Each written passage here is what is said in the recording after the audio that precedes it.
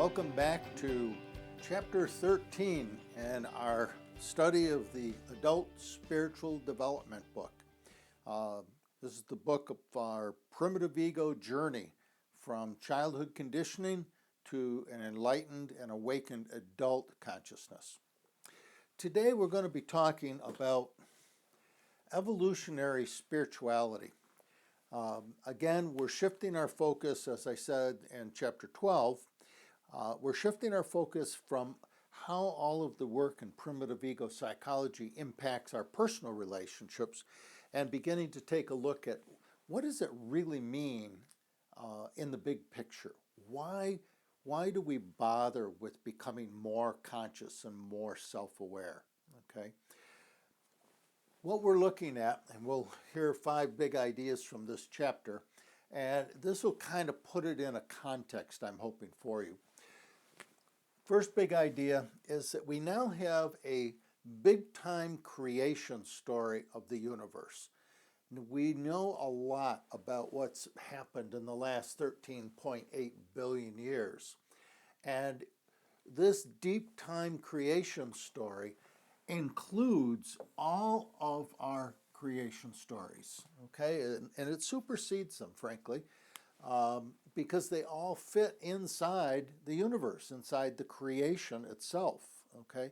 And anyone who has spent any time looking at the stars on a starry night and recognizing how awesomely huge this universe really is, and the complexity of starting from helium and hydrogen, just pure energy, helium and hydrogen, and out of that has come the whole universe. Stars, supernovas, matter, space and time, everything has evolved from that, including reflective human consciousness. That's a heck of a story. The universe we know is going somewhere. We can see it when we look at this process of converting pure energy in the moment of the Big Bang into you and I, a species that's not only alive, but we're self-reflective. We're conscious of our own consciousness. And I'll have a few things to say about consciousness in a minute. But just think of that. We have evolved out of this whole story, out of this process. And anyone who suggests that the universe isn't going somewhere certainly does not understand the deep time creation story of the universe, okay? We are evolution unfolding.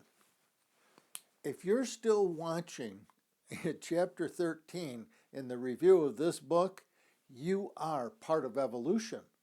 You're growing, you're evolving, you're becoming a whole new person, a whole new way of seeing the world and behaving in the world, okay?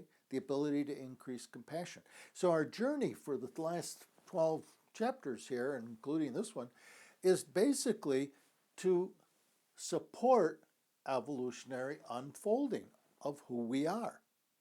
So we are evolution happening. Okay? Kind of cool, right? All right. Point number 3. This brings us to evolutionary spirituality, which is this chapter. We have gone as a culture, as a human culture, and I'm not going to get into a lot of detail. I go into it in the book. You can read it. But basically, what I want to point out is that we've gone from a very archaic, where the world was total mystery. Everything was unknown. It was pure magic and mystery. And then we went into a magical state. And then from there into the mythic or the religious, which we call the traditional, okay? And out of the traditional, we moved into more rational, modern, scientific. Then we went in, because there were each of these stages of human development have strengths and they have pathologies. When the pathologies begin to emerge, it kind of that's the impetus to move into the next stage. So the limitations and pathologies of the mythic or traditional religious stage gave way to the rational modern stage. That gave way, because not everything that we're doing in the modern world is helpful to us, and we know that now. It took us into a more pluralistic or postmodern world. Now, the postmodern world has a lot of strengths. It challenges a lot of the pathologies of the previous modern stage, but it has one very significant limitation, and that is that all values are relative. They're all subjective, and we know that's not really true. There are some values that are absolute. Beauty, truth, goodness are absolute values. They don't depend on anything else. They just are. That's what determines a basic intrinsic value. And that gave way now to the integral. So the integral is a recognition that all of these previous stages, all of them, the previous stages of human cultures, which, by the way, reflects kind of the same level of thinking and consciousness that we've been talking about in terms of coming from primitive ego, okay, very childish thinking of very early childhood, into a little more mythic and rules and regulations, and then into the modern and etc. So as human consciousness develops, it kind of brings our human cultures along with it, and kind of vice versa too. Anyway, evolutionary spirituality includes all of this. It takes the strengths of all of it, okay?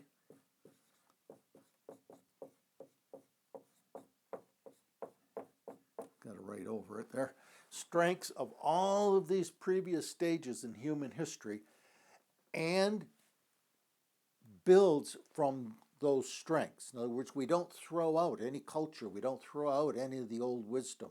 We incorporate it into a new modern evolutionary spirituality that's a little more scientifically grounded.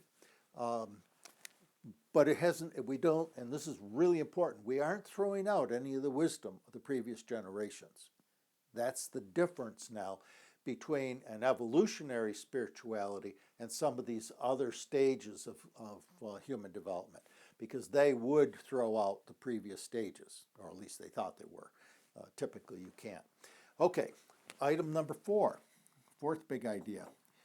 When 10% of a consciousness, when 10% of a culture's, and the number of people in a culture shift their consciousness, like what we're doing, learning to move from primitive ego to a more awakened consciousness, what we know is that if just 10% of us can make this change that we've been studying, we can shift human consciousness in our culture.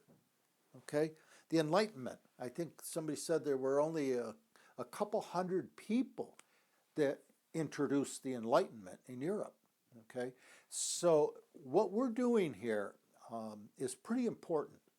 If enough of us can shift out of this primitive ego thinking, this black and white, need to be right, protecting our self-identity, all the stuff we've been studying, if we can do that and begin to embrace a new consciousness that's more compassionate and more inclusive of diversity, we can actually shift the human consciousness in our country.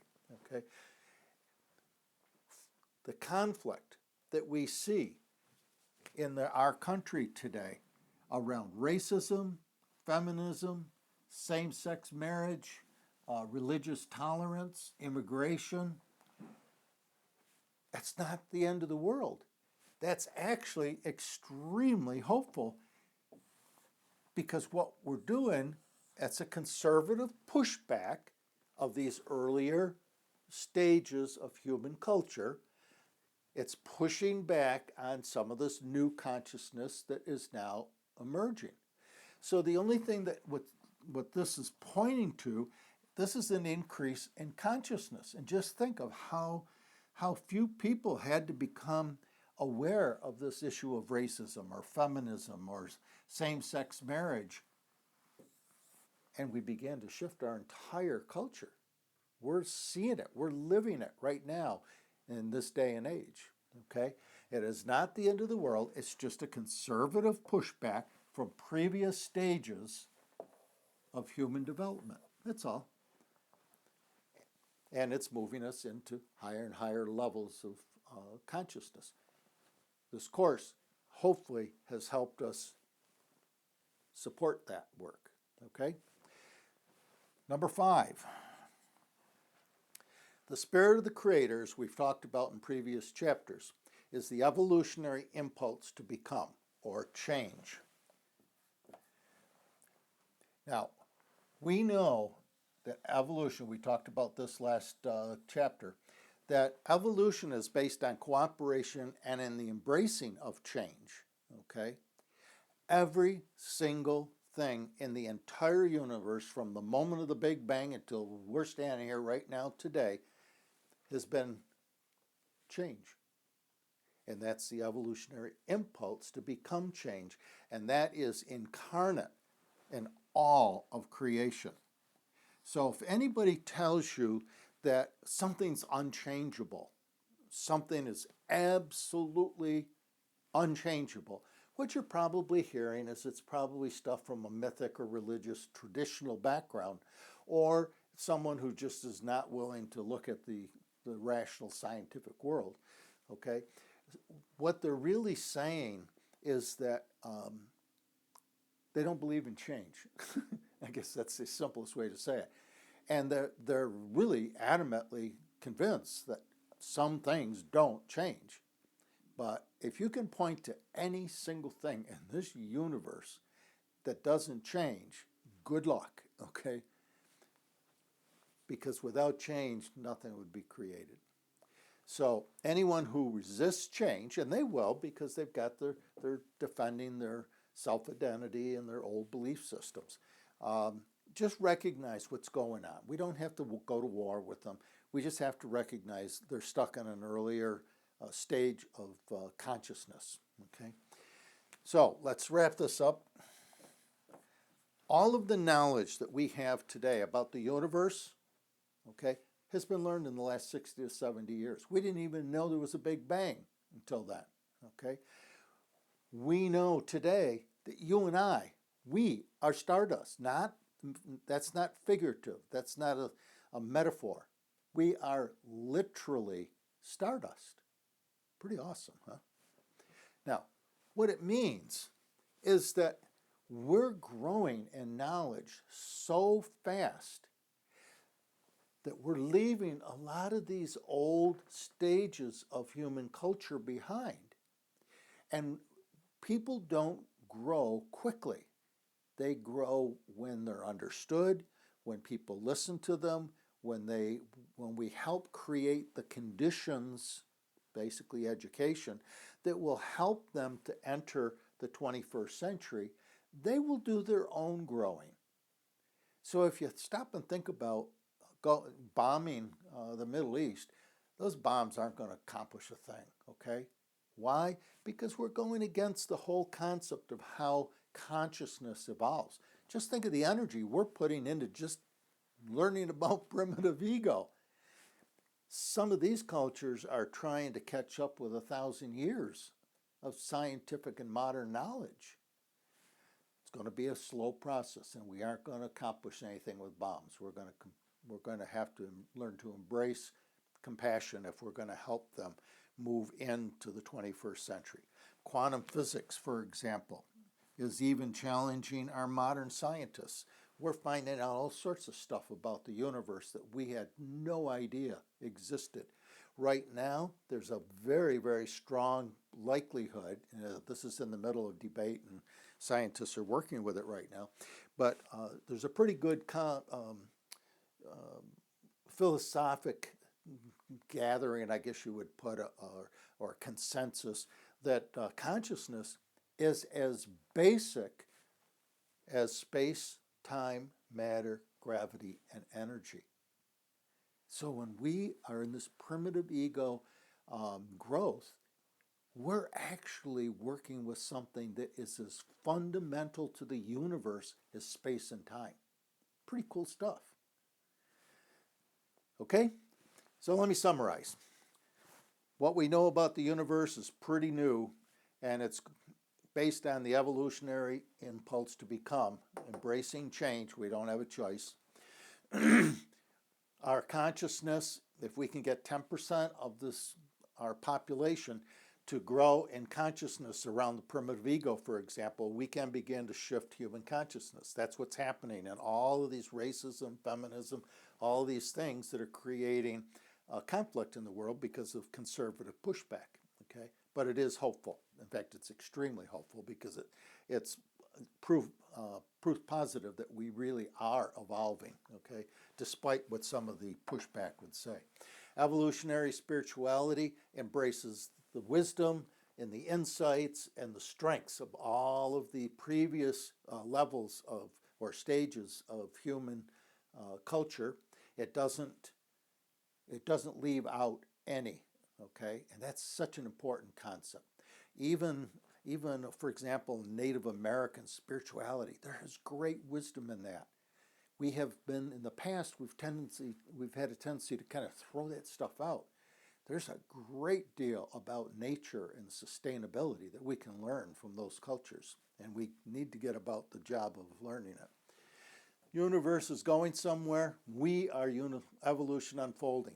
If you're growing in PE, you're proof that the evolution is going somewhere. And what you're going is into a higher level of consciousness, which is pretty basic to the universe.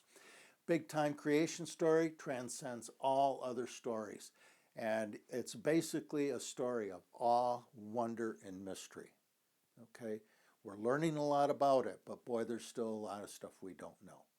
So, at any rate, hopefully this kind of gives you a context for all of the growth in primitive ego. That it's not just for your relationships personally.